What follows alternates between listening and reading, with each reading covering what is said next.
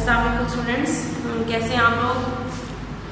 आज हमने chapter number start किया था cell cycle, chapter number 5 cell cycle. Last lecture में हमने सीखा था कि सेल साइकिल क्या है। इंट्रोडक्टरी लेक्चर था हमारा जिसमें हमने सीखा था सेल साइकिल क्या है, इसकी कौन कौन सी फेजेस हैं।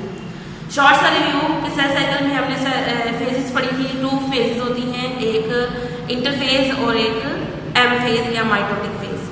तो इंटरफेस हमने पढ़ ली थी डिटेल के साथ कि इंटरफेस की 3 फेजेस होती हैं, G1, G2 और S फेज, और एक्सेप्शनल फेज पढ़ी थी G0 फेज, राइट। अब हम देखेंगे कि M फेज क्या है, डिवीजन फेज क्या है। ठीक है, माइटोसिस की डिवीजन फेज M फेज क्या है, तो वो उसकी 2 फेजेस होती हैं। लास्ट लेक्चर में मैंने आपको बताई थी वो जो 2 फेजेस हैं वो कौन कौन सी है, माइटोसिस और मियोसिस। तो आज का लेक्चर हमारा है माइटोसिस और मियोसिस। आप साथ अपनी बुक का पेज नंबर 89 खोल लें। ठीक है, पेज नंबर 89, ये जहां तक हमने पढ़ लिया था 89 पेज खोलें ताकि आप लोगों को साथ साथ समझ आती जाए कि हम कहां से पढ़ रहे हैं। ठीक है, हम क्या पढ़ेंगे, माइटोसिस। जब हमने सेल साइकिल की एम फेज को डिवीजन फेज कहा, मतलब कि एक सेल है उसने डिवाइड करना है और अपने जैसे 2 सेल प्रोड्यूस करनी है। शॉर्ट वे में आपको बता दूं ये एक ऐसी डिवीजन है इसमें एक सेल तकसीम हो जाता है, यानी एक सेल से 2 सेल बन जाते हैं। लेकिन अब ये जो 2 सेल बने हैं ये बिल्कुल अपने सेम सेल जैसे हैं जिससे वो बने हैं। यानी जैसे कोई एक फोटोकॉपी करते हैं हम लोग तो वो सिमिलर उसी जैसी होती है जो चीज हम कॉपी कर रहे होते हैं। यानी समझ लें कि पहले सेल की कॉपी होती है। ठीक है, तो इसको डिफाइन कैसे करेंगे, यानी ये एक टाइप ऑफ सेल डिवीजन है। डिवीजन की बात कर रहे हैं ना कि सेल की तकसीम होने की एक किस्म है। तो टाइप ऑफ सेल डिवीजन है इन विच 1 सेल इज डिवाइडेड। 1 सेल कौन सा होगा, पेरेंट सेल, यानी एक सेल डिवाइड होगा और 2 डॉटर सेल बना देगा। लेकिन उन सब में जो क्रोमोसोम की तादाद होगी वो बिल्कुल अपने पेरेंट सेल जितनी ही होगी। जैसे कि हमारे पास एक सेल है, बात करते हैं उसके अंदर 10 क्रोमोसोम है, तो डॉटर ये हो गया हमारे पास पेरेंट सेल और ये हो गया हमारे पास डॉटर सेल। अब पेरेंट सेल में 10 क्रोमोसोम है और डॉटर में भी 10 होंगे। लेकिन सर ह्यूमन बीइंग में हम कहते हैं कि 46 क्रोमोसोम है, उससे जितने भी सेल माइटोसिस के थ्रू प्रोड्यूस होंगे वो 46 ही होंगे। तो क्या हुआ, सेम नहीं हुए इस जैसे। क्या हुआ कि ऐसी डिवीजन जिसमें एक पेरेंट सेल डिवाइड होता है और 2 डॉटर सेल बनाता है और उसके अंदर क्रोमोसोम की तादाद उतनी ही होती है जितनी पेरेंट सेल में होती है। जरा डेफिनेशन को देखिए, type of cell division in which 1 cell divided into, ये 1 सेल है डिवाइड हुआ into 2 daughter cells having same number of chromosome. Chromosome की तादाद बिल्कुल सेम होगी as in the parent cell, जैसे कि पेरेंट सेल में इसकी तादाद है। इस अमल का नाम है माइटोसिस। ठीक है, अब इसको हम डिटेल से देखेंगे माइटोसिस से, लेकिन इससे पहले हम कुछ टर्म्स देख लेंगे। माइटोसिस को सबसे पहले एक साइंटिस्ट था डिस्कवर किया था 1880s में। ये प्रोसेस 1880 से पहले यानी 1880 की दहाई से पहले ये इसके बारे में कोई नहीं जानता था। एक साइंटिस्ट था वाल्टर फ्लेमिंग, क्या नाम है इसका, वाल्टर फ्लेमिंग। अपनी बुक के ऊपर ये अंडरलाइन कर लें, यहाँ पे इनके नाम लिखे हैं, आपके पेपर में एमसीक्यूज में आ सकता है कि हु डिस्कवर इट या इन विच ईयर या व्हेन, कब डिस्कवर हुई और किसने की। तो आपको इनके नाम आने चाहिए एमसीक्यूज के हिसाब से भी, वैसे भी जब आप इंट्रोडक्शन देंगे इसमें आप लिखेंगे। तो वाल्टर फ्लेमिंग साइंटिस्ट ने इसे डिस्कवर किया था सेल को पहली दफा डिवाइड होते हुए। बताया था कि सेल इस तरह से डिवाइड होता है। किस तरह से डिवाइड होता है, जिसमें मैंने आपको ये बताया है, लेकिन हम आगे सीखेंगे कि सेल किस तरह से डिवाइड होता है। वो सारा तरीका वाल्टर फ्लेमिंग ने बताया था। उससे पहले 2 टर्म्स की हमारी बॉडी के अंदर सेल कितनी तरह के होते हैं।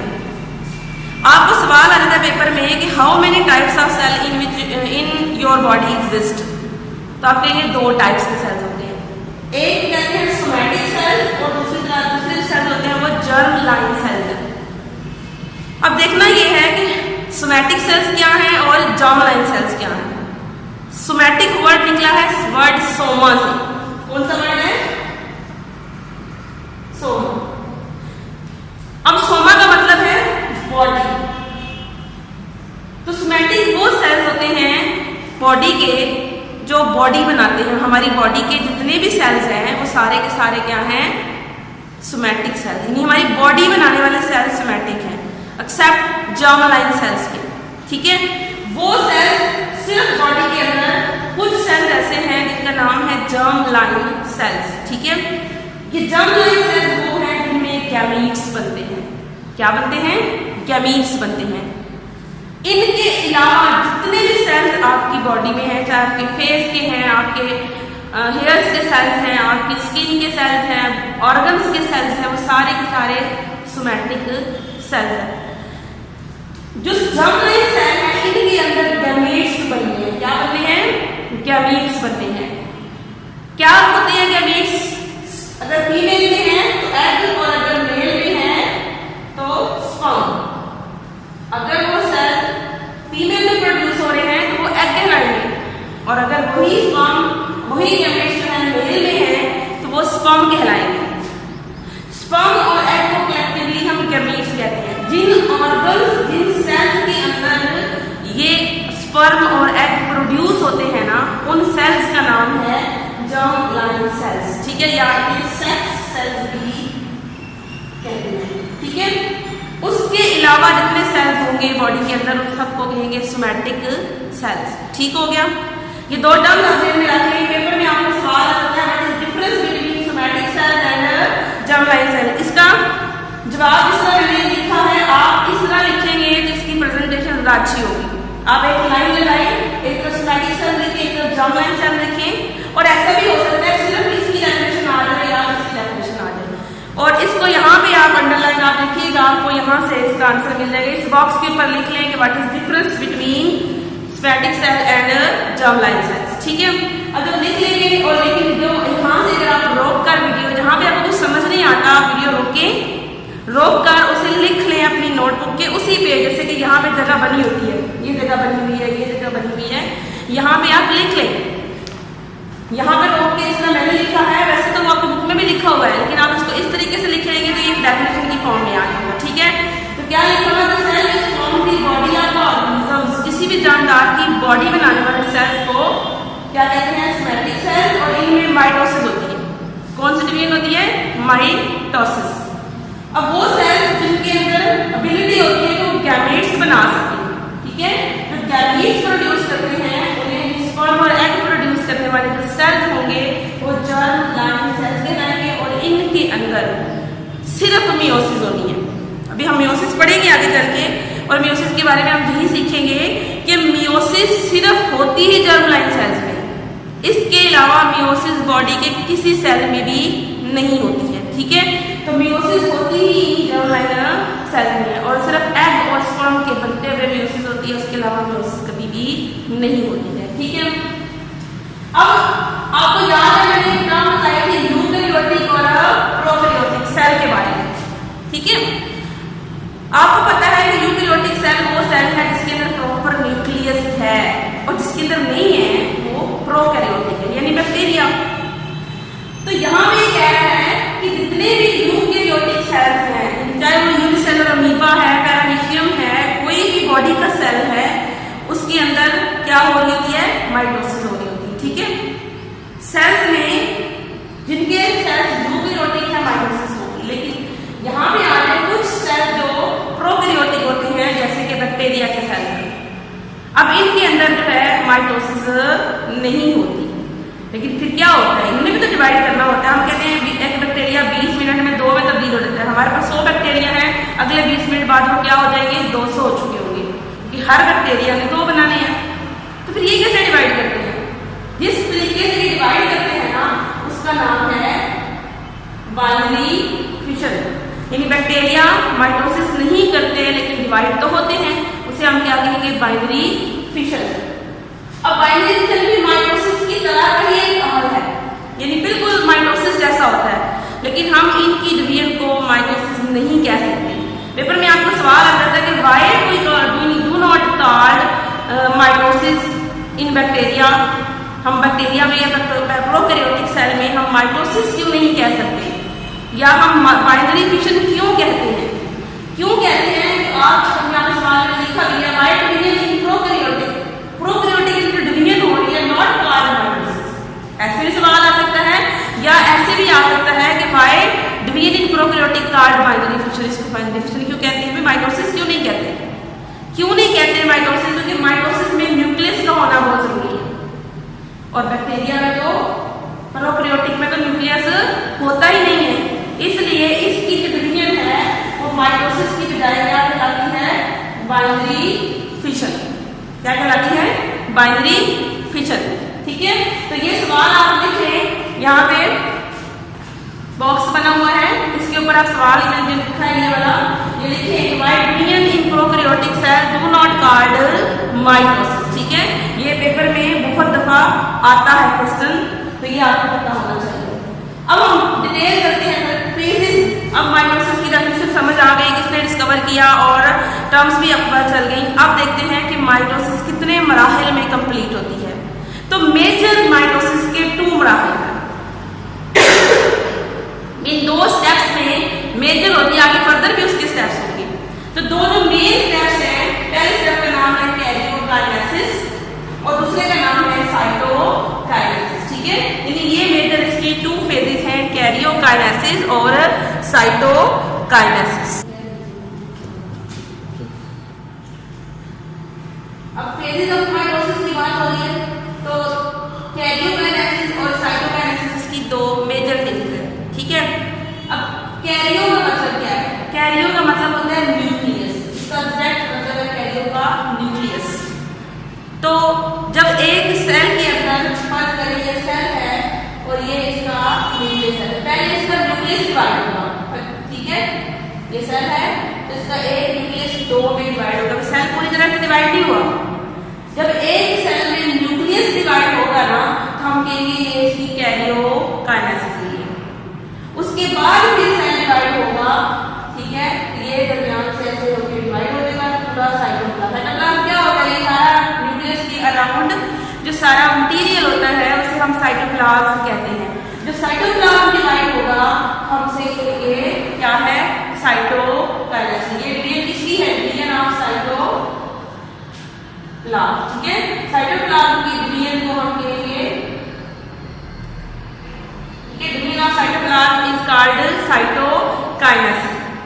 अब हम डिटेल से पहले पढ़ेंगे साइटोकाइनेसिस को, इस टॉपिक के एंड में पढ़ेंगे, लेकिन पहले हम पढ़ेंगे कैरियोकाइनेसिस। क्या पढ़ेंगे? The division of nucleus is called karyokinesis. इसकी आगे फर्दर 4 फेजेस हैं, एक है प्रोफेज, एक है मेटाफेज, एक है एनाफेज और एक है telophase. Number 1 prophase, metaphase, anaphase और टीलोफेज। ठीक है, ये इसकी 4 फेजेस है। अब इन चारों फेजेस में सबसे पहले जो आज हम इस लेक्चर में डिस्कस सिर्फ करेंगे वो है प्रोफेज। ठीक है, प्रोफेज कैरियोकाइनेसिस की सबसे पहली फेज है, जिसमें क्या होता है कि एक सेल है, फर्स्ट करें हमारे पास ये एक सेल है। ठीक है, अब इस सेल के अंदर ये न्यूक्लियस। ठीक है, अब न्यूक्लियस हमने देखा है कि न्यूक्लियस के बाहर जो है 2 सेंट्रियोल होते हैं। क्या होते हैं? सेंट्रियोल। इन्हें हम क्या कहते हैं? सेंट्रियोल। इन सेंट्रियोल को जो इकट्ठा बोलना हो, मिलाकर बोलना हो, तो हम कहते हैं सेंट्रोसोम। ठीक है, अब ये न्यूक्लियस है, न्यूक्लियस के अंदर जो क्रोमोसोम है, हमें आपने याद रखना है कि न्यूक्लियस के अंदर क्रोमोसोम्स होते हैं, लेकिन ये हमेशा उलझे हुए धातु की शक्ल में नजर आते हैं, थ्रेड लाइक स्ट्रक्चर्स में। ये कभी भी हमें क्रोमोसोम की स्ट्रक्चर में नजर नहीं आते सिवाय प्रोफेज के। जब प्रोफेज स्टार्ट हो जाएगी तो आहिस्ता आहिस्ता ये हमें नजर आना शुरू हो जाएगी और क्रोमोसोम्स की शक्ल में नजर आएंगे। लेकिन जब प्रोफेज स्टार्ट हुई तो उस वक्त ये हमें थ्रेड लाइक स्ट्रक्चर की फॉर्म में नजर आ रहे थे। इसको हम कहेंगे क्रोमाटिन। क्या कहेंगे? क्रोमाटिन। अब जो क्रोमैटिन है, जो थ्रेड लाइक स्ट्रक्चर में नजर आ रहा है, ये मौजूद है सेल के अंदर। ये न्यूक्लियर मेम्ब्रेन है जो इसको कवर की हुई है। ये साइटोप्लाज्म सेल का, ये न्यूक्लियस के बाहर सेंट्रियोल्स हैं या इनको सेंट्रोसोम भी कहते होते हैं, बिल्कुल न्यूक्लियस की अपर साइड पर मौजूद होते हैं। अब यहाँ पे जब क्रोमोसोम अभी यहाँ मौजूद थे तो आपको पीछे याद जब इंटरफेस चल रही थी, इंटरफेस की एस फेज के अंदर सबसे पहले हमें देखिए स्ट्रक्चर कार्ड क्रोमैटन, यानी क्रोमैटन की फॉर्म में मौजूद है। क्रोमैटन कंडेंस होना शुरू होता है। कंडेंस का मतलब होता है इकट्ठा होना शुरू होता है और मोटा होना शुरू होता है। जब इकट्ठा होगा तो आहिस्ता आहिस्ता मोटा चीज कोई मोटी होती है तो वो आहिस्ता आहिस्ता दिखने शुरू हो जाती है, दिखाई देने लग जाती है। तो उस वक्त फिर ये हाईली कंडेंस स्ट्रक्चर में तब्दील हो जाएंगे। इस तरह का ये क्रोमोसोम बनाना शुरू कर देंगे। क्रोमोसोम तो पहले थे लेकिन पहले इकट्ठे नहीं थे। समझ लेंगे जो क्रोमोसोम होते हैं ये बहुत सारे गुच्छे मिलके, बहुत सारा डीएनए मिलके एक क्रोमोसोम बनाता है। तो ये हाईली ऑर्डर्ड स्ट्रक्चर बना देंगे तो यहाँ कहलाएगा क्रोमोसोम। अब क्रोमोसोम यहाँ बन गए। जब हमें प्रोफेज शुरू हुई तो प्रोफेज के शुरू होते हुए नजर आएंगे कि क्रोमोसोम जैसे बन चुके हैं। अब क्रोमोसोम बनने के बाद एस फेज के अंदर भी पीछे वाली जो फेज इंटरफेज का जो एक मरहला था पीछे बढ़ा था अपने एस फेज। अब एस फेज में हमने देखा था कि क्रोमोसोम क्या हो चुके थे, डुप्लीकेट, डबल हो चुके थे। तो जब प्रोफेज शुरू होनी है, प्रोफेज की शुरू होते ही हमें पता लगेगा कि ऑलरेडी क्रोमोसोम में एक होने तो शक्ल में चाहिए थे लेकिन डबल होने जब डबल हो गए, एक क्रोमोसोम था एक से दो बन गए और दो आपस में कुछ इस तरह से जुड़ जाएंगे, इस तरह से। तो ये आप क्रोमोसोम जो है वो इसके दो क्रोमैटिड है। ये क्या है इसके क्रोमैटिड। अब ये क्रोमोसोम इसका सिस्टर क्रोमैटिड है और ये क्रोमोसोम इसका सिस्टर क्रोमैटिड है। ठीक है, अब सिस्टर क्रोमैटिड बन चुके हैं। जब हमें नजर आना शुरू, जब हम यहाँ देखते हैं जब हमें क्रोमोसोम नजर आना शुरू हुए हमें कुछ इस तरह से दिखाई दे। ठीक है, ये डबल हो चुके थे, एक लेकिन एस फेज में डुप्लीकेट हो चुके हैं। तो सोचो जरा कि अगर हमारे अंदर 46 क्रोमोसोम है डबल होकर 92 इस तरह बने। अब हम सारी बात है पूरे सेल में आपको 92 तो नहीं दिखा सकते, तो हम यहाँ पे हमने दो क्रोमोसोम दिए थे। अब दो डबल होकर क्या हो चुके हैं, 4 हो चुके हैं। ठीक है, अब यहाँ पे 3 क्रोमोसोम दिए हैं तो 3 की जगह आपको क्या लिखने पड़ेंगे, यहाँ पे 6 हो जाएंगे। ठीक है, समझ में आ गई यहाँ तक बात। अब क्रोमोसोम जब आपको विजिबल होंगे, कैसे विजिबल हुए, ये बार बार कंडेंस हो रहे थे। जब कंडेंस हुए तो कंडेंस होने की वजह से ये आपको नजर आना शुरू हो गए। जब ये नजर आएगा तो ये कॉल्ड क्रोमोसोम और हर क्रोमोसोम क्रोमैटिड की फॉर्म में है। अब क्रोमोसोम क्रोमैटिड की फॉर्म में है लेकिन क्रोमोसोम यहाँ पे एक खास पॉइंट पे एक दूसरे के साथ जुड़े हुए हैं। इस पॉइंट का नाम है सेंट्रोमेयर, इस मुकाम। तो आपने यहाँ पे आपके फर्स्ट पैराग्राफ के अंदर लास्ट में इसकी डेफिनेशन लिखी हुई है। यहाँ पे देखिएगा कि हर क्रोमोसोम एक खास पॉइंट पे जुड़ा हुआ होता है।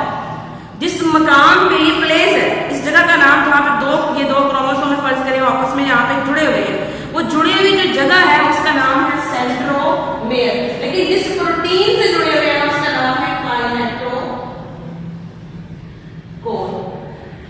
हमारी बॉडी में बहुत सारी टाइप्स की प्रोटीन है, फाइब्रिनोजिन है, एल्ब्यूमिन है, एंजाइम्स की बहुत सारी एग्जाम्स हैं। तो हम यहाँ पे एक प्रोटीन का नाम ले रहे हैं काइनेटोकोर। क्या वर्ड है, काइनेटोकोर। अब ये काइनेटोकोर प्रोटीन है, ये क्या कर रही है, इसने दो क्रोमैटिड्स को आपस में एक पॉइंट पर जोड़ा हुआ है। जिस पॉइंट पर जोड़ा हुआ है उसका नाम क्या है, सेंट्रोमेयर। तो सेंट्रोमेयर के पॉइंट में दो क्रोमैटिड जुड़कर काइनेटोकोर की हेल्प से पूरा एक स्ट्रक्चर बनाते हैं जिसका नाम है क्रोमोसोम्स। ठीक हो गया, आगे चलते हैं। जब हमें ये नजर आने शुरू हो गए तो आपको यहाँ पे और बात बता सकूं। यहाँ पे हमारे पास सेंट्रियोल थे जिसको हमने सेंट्रोसोम भी कहा था। अब ये भी डबल हो चुके हैं, डबल हो रही है, ऑपोजिट साइड पे जा रहे हैं। ठीक है, दो थे ना, 4 हो गए, या एक पूरा सेंट्रोमेयर था तो डबल हो गया। ठीक है, साथ साथ इसके अंदर से एक खास किस्म के फाइबर्स निकल रहे हैं। ठीक है, क्या निकल रहे हैं, फाइबर, जिसका नाम है स्पिंडल फाइबर। ठीक है, पीछे मैंने कहा था ना जीनोफेज में वो प्रोटीन बनेगी जो स्पिंडल फाइबर बनाएगी। तो यहाँ वो प्रोटीन क्या बना रही है, प्रोटीन स्पिंडल फाइबर बना रही है। किसके थ्रू बना रही है, सेंट्रियोल। अब सेंट्रियोल से एक फाइबर धागे से निकल रहे हैं, इन धागों का नाम है स्पिंडल फाइबर।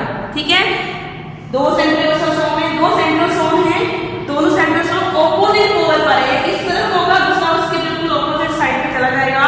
किसके ऑपोजिट साइड पे? न्यूक्लियस के ऑपोजिट साइड पे।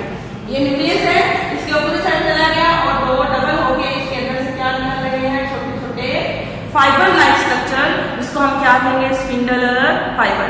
ये माइक्रोट्यूब्यूल प्रोटीन से मिलकर बना होगा। किस प्रोटीन से बना होगा? माइक्रोट्यूब्यूल। उसके बाद क्या होगा? इस सेल के अंदर जो प्रोफेज आगे जा रही है, तो ये जो क्रोमोसोम है ये नजर आ रहे हैं, यहाँ पे न्यूक्लियोलस भी होगा। सेल के अंदर ये क्या होता है? न्यूक्लियोलस। न्यूक्लियस के अंदर एक और बॉडी होती है जिसको हम न्यूक्लियोलस कहते हैं। अब यहाँ पे ये जो सेंट्रियोल है, इसके अंदर फाइबर जो है बड़े होते जा रहे हैं। क्या होते जा रहे हैं? बड़े, ये लंबे हो रहे हैं। यहाँ पे न्यूक्लियस मौजूद है। ठीक है, इस न्यूक्लियस के अंदर क्या है? हमारे पास क्रोमोसोम नजर आ रहे हैं और हमें ये न्यूक्लियस भी नजर आ रहा है। लेकिन साइड में आपको करके दिखाती हूँ, ये जो स्ट्रक्चर बन रही है, इसको मैं यहाँ पे दिखाऊं, साइड में निकाल कर दिखाऊं, तो ये सेंट्रियोल, इसके अंदर से ये फाइबर निकले। ठीक है, अब ये फाइबर लंबे हो रहे हैं कुछ इसमें से। ठीक है, कुछ फाइबर लंबे होके पूरा एक सेट बना रहे हैं। इस पूरे सेट का नाम है माइटोटिक स्पिंडल, या इसे माइटोटिक अपरेटस भी कहते हैं। ठीक है, माइटोटिक अपरेटस। ये वो इसे कोई काम करना है, आपने कोई खाना बनाना है तो आपको उसके लिए बर्तन चाहिए, चूल्हा चाहिए, उसके हिलाने के लिए कुछ चाहिए, उसके अंदर ढकने के लिए कुछ चाहिए, तो वो एक पूरा अपरेटस हो गया ना। आप एक लैब के अंदर जा रहे हो प्रैक्टिकल करने के लिए, तो आपको वो सेट चाहिए जिसके रख के जिसके थ्रू आपने प्रैक्टिकल करना है, तो आपको एक अपरेटस चाहिए होता है। ठीक है, इसी तरह से माइटोसिस को भी होने के लिए इसका अपरेटस चाहिए होता है। ये इसका माइटोसिस का अपरेटस है जिसके थ्रू, इसका नाम कहते हैं माइटोटिक स्पिंडल। अब किसके थ्रू बना है? सेंट्रियोल से फाइबर निकले, स्पिंडल फाइबर, वो लंबे हुए, लंबे होकर उन्होंने एक सेट बना दिया जो क्या है? माइटोटिक अपरेटस या माइटोटिक स्पिंडल। अब ये बन चुका है, माइटोटिक स्पिंडल बन चुका है। इसके साथ जब एंड होगा, जो ही एंड होगा माइक्रोफेज का, तो यहाँ से न्यूक्लियस जो है वो टूटना शुरू हो जाएगा। न्यूक्लियस टूटना शुरू हो जाएगा तो ऐसा ऐसा राइट ही हो जाएगा ना। जो ही राइट होगा तो क्रोमोसोम तो जो जब कोई एक बाउल है, बाउल के अंदर अगर आपने कोई बंटे रखे हुए हैं, तो जो ही टूटेगा सब कुछ बिखर जाएगा। तो ये न्यूक्लियस जो ही टूटा, ऐसा ऐसा टूट गया, ब्रेकडाउन हो गया। ब्रेकडाउन होकर साइटोप्लाज्म के अंदर हल हो गया, हल हुआ तो क्रोमोसोम इधर उधर बिखर गया। ठीक है, क्रोमोसोम उसकी जगह पर बिखर गया। आपको पता है और हमारे पास क्या बना हुआ है? यहाँ पे माइटोटिक अपरेटस बना हुआ है। इस तरह से फाइबर बनाएंगे। ठीक है, और ये फाइबर बना के आपने, ये माइटोटिक अपरेटस बन चुका है, मुकम्मल हो चुका है। जब माइटोटिक अपरेटस बन जाएगा, न्यूक्लियस टूट जाएगा और ये वाला न्यूक्लियोलस था ये भी डिसअपीयर हो जाएगा। ठीक है, जब ये डिसअपीयर हो गया, न्यूक्लियोलस टूट गया, अब न्यूक्लियस के अंदर जितना भी मटेरियल है वो इधर उधर बिखर गया। ये जब बिखर गया तो यहाँ पे हमारी प्रोफेज क्या हो जाएगी? एंड हो जाएगी। ठीक है, अब यहाँ पे प्रोफेज